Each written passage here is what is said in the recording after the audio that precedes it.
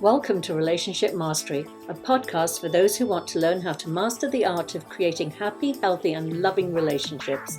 Please join me, Adey-Jones, and my co-host, Barry Selby, each Tuesday at 1 p.m. Pacific for a lively and informative conversation on everything to do with relationships. Hello, everybody. Welcome for another week. Hi, Barry. Hi, Del. It's good to be back. Yes. And so today I thought we would talk about whether I'm going to put you on the hot seat first. Thank you. Whether you, Barry, are a glass half full or a glass half empty person. But just before we go into that, just to sort of say that the reason we're bringing this up is because not only does your perspective, whether you have a more of an optimistic or a pessimistic perspective, impacts the relationship with you have in yourself, but it also can really impact those around you. If you tend to be somebody that is a woe is me, the glass is half empty, nothing goes my way. So I think it's a really good one to look at. So yes, it's definitely kind of hard to miss if somebody's in that mood. Sorry, that was my alarm going off. Forget that. Continue. No. So to speak, so speak to that perspective. Frankly, I know my position on that spectrum of half empty to half full has definitely evolved over the years. And I know when I was younger, I was probably more half empty, more pessimistic, more, I won't say woe is me, but life is unfair type thing. I've been in that position, which wasn't a very pleasant place to be. Thankfully, having done the work I've done over the years and transformed my own journey, I'm much more in favor of things working out well, that no matter what happens, I'm okay. And life generally is a good experience. So, and that's part of the spiritual stuff. But it's really, my life experience has reflected back to me that things work out for the best ultimately. Yeah. And I can trust that now. Yeah, I think what you're pointing to is wonderful. It's twofold. One is, I think when we do have a spiritual understanding, I've witnessed in my own life that the more that I sort of understood the spiritual nature of life, the more optimistic I have become. And I also think that I think age also helps because we have perspective. We can look back and go, oh, we thought that was going to be the worst thing in the world that could ever happen. And hey, actually turned out that it was one of the best things that ever happened. So it's twofold. But yes, I was telling you earlier that my mum tended to be a little bit negative. And she used to criticize me as a young child for being a Pollyanna and, being too gullible, she used to say. And I was saying that I remember witnessing the way she lived and the effect her perspective had on her. Mm-hmm. And I remember thinking, I don't want to live like that. I really don't. I'd rather I'd rather experience disappointment than living, periods of disappointment. Right. Things didn't pan out, rather than live in this perpetual state of disappointment, because I viewed the world, as you said, as the glass half empty, woe is me, bad things happen, and things like that. So, it's a fascinating thing. But what I also wanted to go back to is, the understanding that I teach from, which is the three principles of that all of our experiences are coming to us via our thinking. Now, if we have that lens on, that there's lack, that, woe is me, things happen to me, bad things happen to me because I'm a bad person, or whatever it is, if we have that lens and we're looking through that, well, obviously our experience of life is going to be pretty hard. It's going to be pretty painful. So having that awareness that we actually have far more control on over our experience of life than most of us realize. We're waiting for life to change outside that we can feel differently, whereas we don't realize that free will is within us. Yeah, it's interesting because when you mentioned your mum, I was thinking about my own parents when I was younger, and we weren't exactly very well off as a kid when I was a kid. So my thought about my parents is that they really carried themselves in a positive light, but not like abundantly. So there were certainly some times where they hit walls where they had lack, but it didn't bring them down that much, which I guess is one of the blessings I had growing up. But the thing to speak to your point is the journey we're on is one that does allow us to open up to a different place. And there was a spiritual teaching that I've been going through that talked about two different things. One of which we both had from USM was about how some people call it spiritual bypass, where they're being spiritual and they think that they're holier than thou, so nothing can affect them. The truth is, it's almost like a numbing agent. It doesn't actually, they're not interacting with the world so much because they're sort of being so superior. Another teacher of mine, the way she puts it, Lisa Nichols calls it spiritual saran wrap, which I love that visual for that. It's like they basically wrap themselves so tightly, nothing will affect them, which means nothing can get in, which means there's not really much of a connection. So neither one of those is very effective. And so to be really in the world, or I should say, be in the world but not of the world, in the sense of be participating but being not connected where it has to affect you so dramatically, is kind of a key thing. And the thing for me that comes up a lot in this journey is that things tend to work out every single time when I trust it. And as you were saying about the way thinking works, I know I'm telling myself that more and more because the result is matching that. So of course, it's like chicken and egg. Which happened first? Did things start working out? I started believing it, or did I start believing it and things start working out? Doesn't really matter, frankly, because the result is things are working out, and Yeah. that's the shift we can make. And exactly, and also it's very much so. I mean, the result can be the same, but how you perceive it, how you make sense of it. You can look at an event and say, you know, like my divorce, for example. I did not want to get divorced. I wrote this whole, while we were at USM, this whole living vision about my life and my grandchildren and all this. It was so beautiful. And when I found out that, oh, sorry, divorce is inevitable, I remember being very upset because my version of what I thought my life should look like was not going the way I wanted it to go. And I Right. remember feeling disillusioned and all this whole thing about manifesting. It was like, yeah, sure, you know. But looking back, 15 years later, looking back, my divorce was the best thing that could have ever happened for me. Right. And Yep. I think for my children as well. And I'm sure my ex-husband would agree with me that it's the best thing that ever happened to him. Um, but it truly is sometimes in the moment. Now, the situation didn't change, the situation was the same, but my thinking about the situation changed. I stopped looking at it as a loss and it didn't match my living future, but it Mhm. did. Sorry, there was a little reverberation there. But with some distance and some reflection, and I could see the gifts in it, and I could see what I gained from the experience. It was a very fulfilling experience, not a devastating experience. Yeah. In fact, I want to speak again back to that point you said about how we do. I think the thought process affects everything.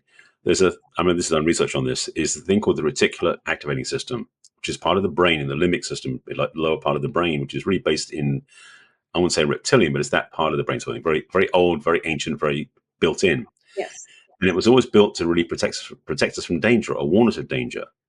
Nowadays, we use it without realizing it to notice things. So if you're out in the world and you're thinking about getting a new car, you're going to start seeing that car everywhere. Mm-hmm. Whereas it was there all the time, you didn't notice it before because your reticular editing system, it's such a mouthful to say, is now scanning for that sort of thing. And this is this from NLP, talks about how we get 65 something thousand thoughts come into our mind, go through our head every day, but which ones stick is based on what we're focusing on. Yeah. And that's the other part too, is we can get a whole range of good, bad, and different thoughts come through our mind because our mind is very busy. But how many of those stick and which ones stick is up to what we hold in center and what we think in ourselves. And so to go back to what you said, absolutely the way we think does make a difference because it does allow our mind to shift to a place that holds a repository of good thoughts, and then thoughts that match that come in more easily. Mm-hmm. Exactly. And our experience of life. Like last week, I was doing a workout at the beach. There was a few of us, and somebody brought their dog down. Oh my God, it was the most beautiful dog, but the dog wanted to bark the whole time. And it wasn't just like barking and then quiet the whole time. And I don't know why. I just really, the dog barking did not bother me. I mean, I noticed it at first, and it Mhm. was a half an hour class, and I noticed it at first, and the owner kept apologizing and apologizing, and I was like, it's fine for me. And I genuinely, because didn't bother me, and I wasn't focused on it. And there was so much else going on. Number one, directions on how to do the kettlebell class it was, and the Hmm. ocean, and all these other beautiful things to see. Because I wasn't thinking about the dog, I generally did not hear it. I didn't Right. hear it barking. Now, some other Yeah. people at the end said, "Oh my God, that dog must have a sore throat. It never stopped barking." My awareness, because it just wasn't. I just doesn't. I wasn't focusing on it. Whereas I know that if I'd focused on it and felt frustrated by it, I would have heard it for the whole 30 minutes.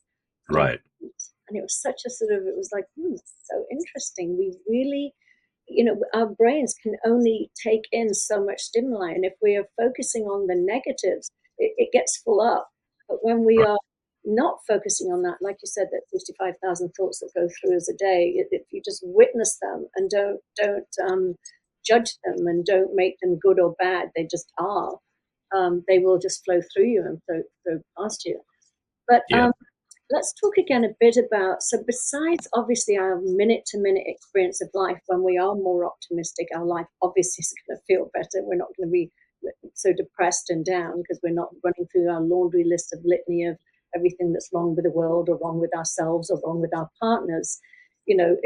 When you do, and I can, I mean, I'm not pretending to be completely a glass half full person all the time at all. I'm not. I can Mhm. catch myself in that negativity, but by playing with it and deliberately saying, okay, I know I'm feeling negative right now because I'm focusing on, say, certain aspects of my life or my partner's behavior, and I'm focusing on those things, and I'm feeling the drag down of it. And if I immediately switch my attention and go, yes, but this, and I start sort of making a mental list of the things that are really great, you can feel your mood elevate immediately. That's the key.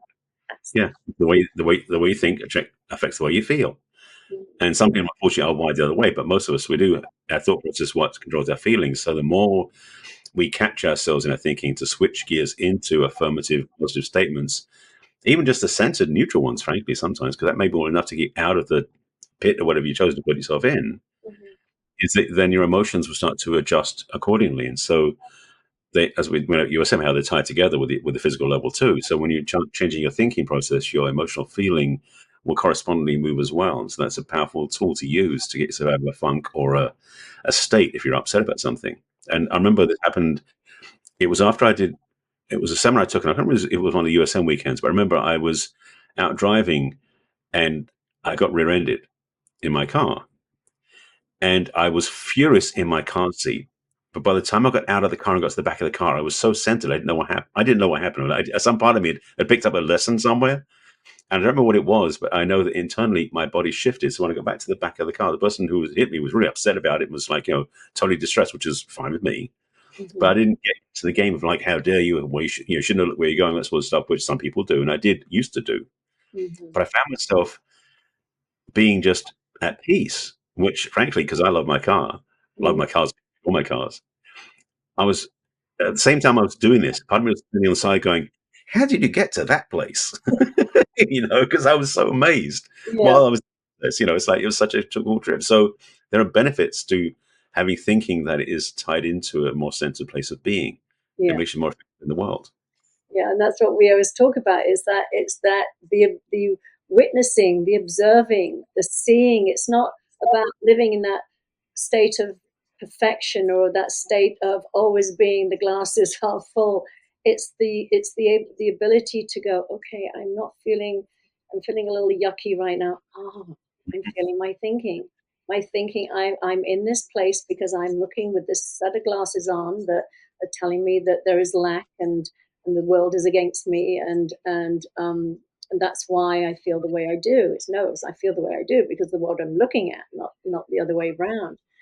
Now, the Right. other thing I wanted to mention is, when I was younger and I was riddled with insecurity, I I really felt it was an internal struggle I was having. I did not think for one second that my insecurities were affecting those around me, because I wasn't attacking other people. I was attacking myself.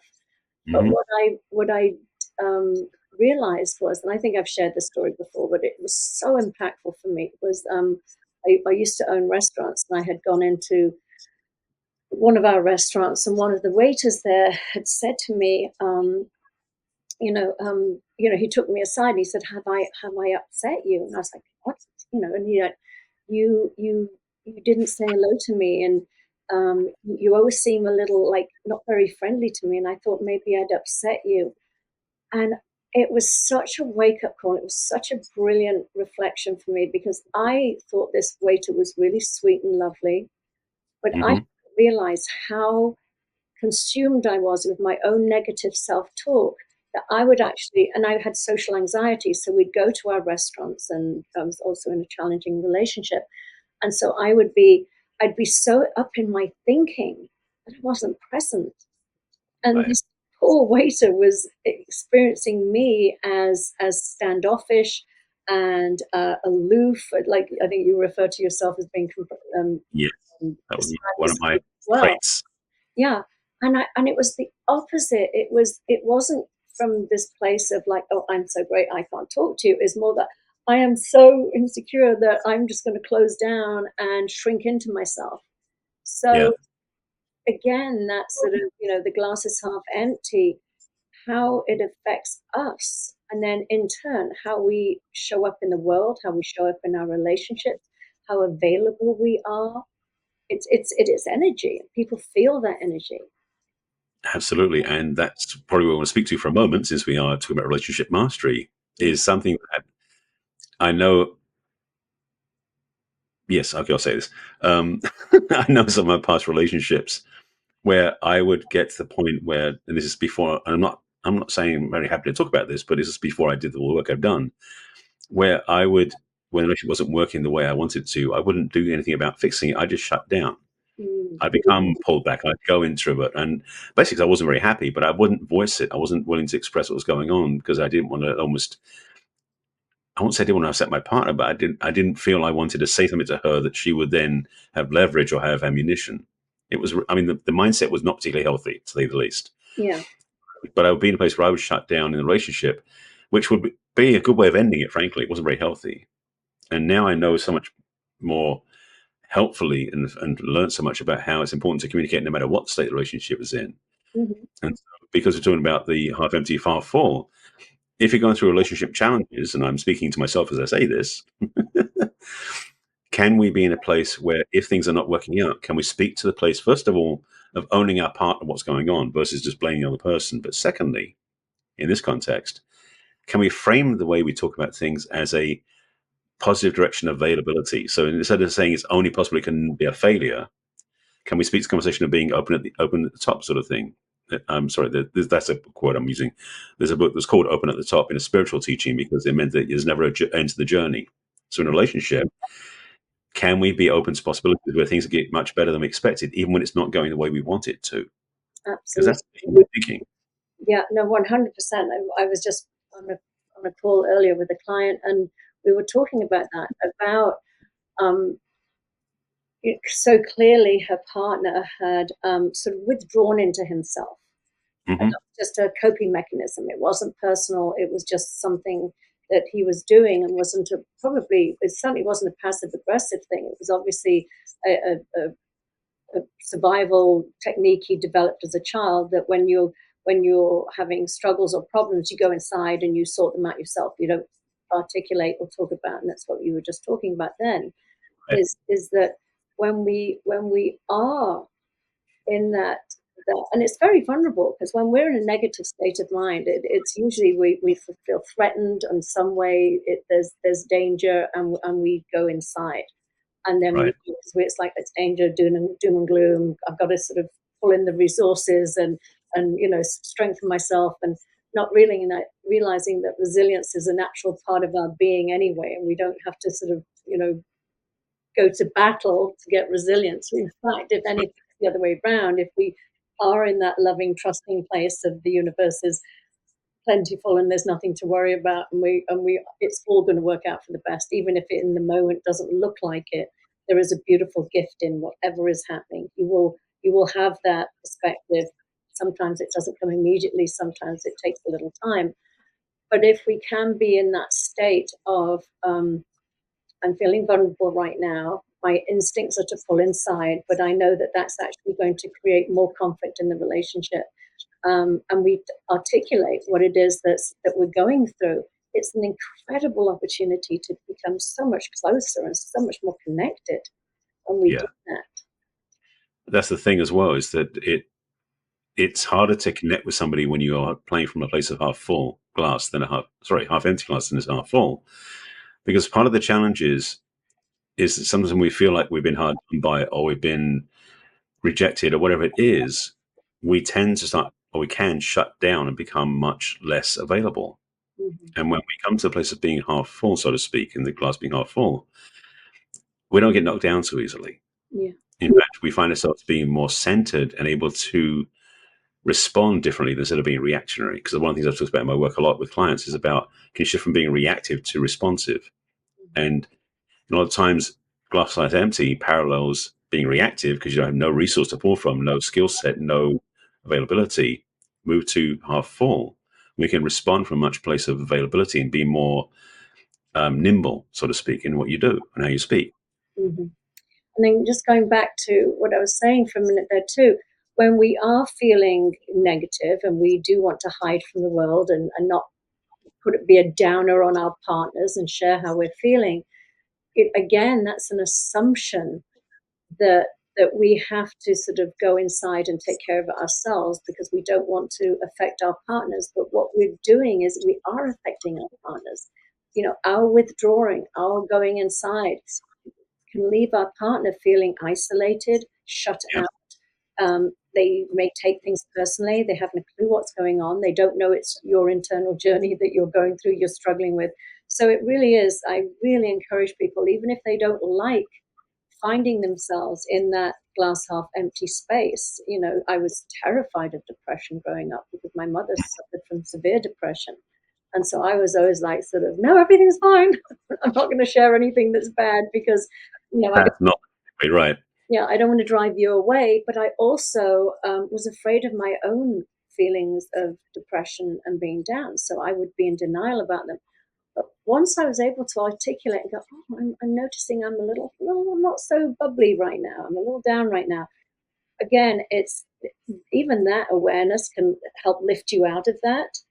But again, what it does is it supports the relationship, and it helps prevent um, the sort of, as I say, making assumptions like, oh my God, what's happening with my partner? They're not available. They're cold with me. They're distant. So really articulating and talking about your, and not being ashamed of it. You know, we're Right. sitting here talking about how great being a half full person is, but you know, you need to be half empty too. If that is the truth of where your set point tends to be loving and gentle with yourself. Don't berate yourself because all you're going to do is dig yourself into a deeper hole of more emptiness. So just be aware and do whatever you need to do to take care of yourself in those times, whether it is a little pep talk, whether it's just some self-nurturing, self-care, whatever you need to do. And acknowledge your feelings too. I mean, we're not Yeah. spiritual bypass here. We're not saying, Exactly. you know, feel what you feel, honor it, but also know that it's transient. It's just feelings moving through you, and it will pass. The thing that I love about that is it's not fixed in time. We can change things, and that's the biggest gift we give ourselves, is that we have not such a do-over, but we can really move to a place of, what can I have here? What can I make here? What can I create here? And if we face every situation, not just romantically, but in business relationships and family relationships, and we bring like a what's possible mindset to the conversation, like again, glass half full, the freedom we have to explore is so much easier, so much more available, so much more useful than if we go back to the same old pattern. And especially with like going back home for Thanksgiving, if you're in America or somewhere else where you're going for Christmas, where you basically see the family after all this time and you go back to the same old mindset when you were 10 years old, nothing's really going to change. Bring your wisdom and your more mature experience with you, you might bring a whole different possibilities to the conversation. And you may have conversations with family members, for example, you never had before because you're willing to make a difference. So this teaching is not just tied to your romantic relationships; it really affects all your relationships.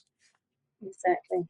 Yeah, and it's so funny. It's the you were saying about sort of when we're the Ram Dass saying about sort of we can have all these lofty spiritual experiences and everything, then we can go back home and that's the gauge Mhm. of how enlightened you are is when you go back to your family of origin and see how centered you can stay in those relationships. But what I also like what you said was that nothing is static, nothing is set in stone, and that feeling of like, woe is me, this always happens to me, I never get, the world is unjust, whatever like that. That's very heavy energy, and it does feel like molasses. It can feel like we're a little stuck in it. Whereas if we do consciously, you know, have that awareness of, wait a minute, this is just a period of time. Everything Right. changes. Everything changes. Second by second, things are changing. And knowing that, that whatever we're feeling right now is going to pass, and that we're going to get more inspiration, we're going to get more wisdom, we're going to get more, inspired way of living. It just feels lighter, and it opens up for more possibility. And that, I think, is the best way to live life, frankly. I mean, it's tempting because I mean, I've got friends of mine who I don't hang out with as much anymore because of the fact they're still stuck in the glass half empty mindset, which is so, it's like, I mean, the Charlie Brown cartoon with the kid that has the cloud over his head all the time, wherever he goes, and he's always looking dirty and grimy. Mm-hmm. It's that sort of feeling when you have the glass half empty. There's a sense of just being, so you don't want to be around people like that, frankly, Yeah, especially if you're in a good mood and you're in a happy mood. You don't want to be pulled down by that. So don't be that to other people. yeah, Be willing to do your own look in the mirror and see if there's a cloud over your head, so to speak. But to look in the mirror and really see yourself as deserving, as worthy, as positive in your lifestyle. That the fact you're still standing is a good sign. The fact you're still breathing is a good sign. The fact you're still alive and have opportunity and have breath in your body, that's a good thing. mm-hmm. So why not make the best of that? Yeah. Make the most of it. I love that, Mary. I think that's a wonderful, wonderful spot to end at. There you go. Yeah. So yeah, just to put a nail in it though, just again, there's nothing wrong with experiencing our feelings, feeling the sadness, feeling the depression. If that's what's visiting you today, honor it, but don't invite it to come and live with you permanently. Just Right. it's a guest, allow it in and allow it out. And then and remember that our natural state is one of upliftment. That is our natural state.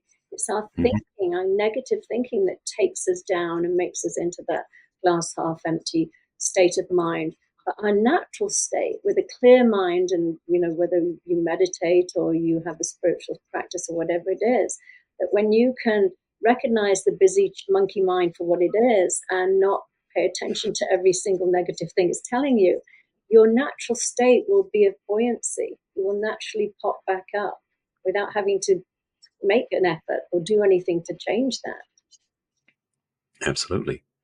That's the joy of really doing the work. A simpler way of putting it. Exactly.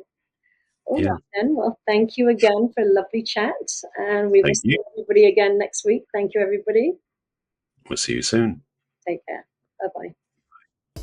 We trust you enjoyed this episode and invite you to share this with your friends and loved ones. In fact, please subscribe to our Relationship Mastery podcast. That way you'll get each new episode fresh and shiny as soon as it is released. We'd love to hear from you as well.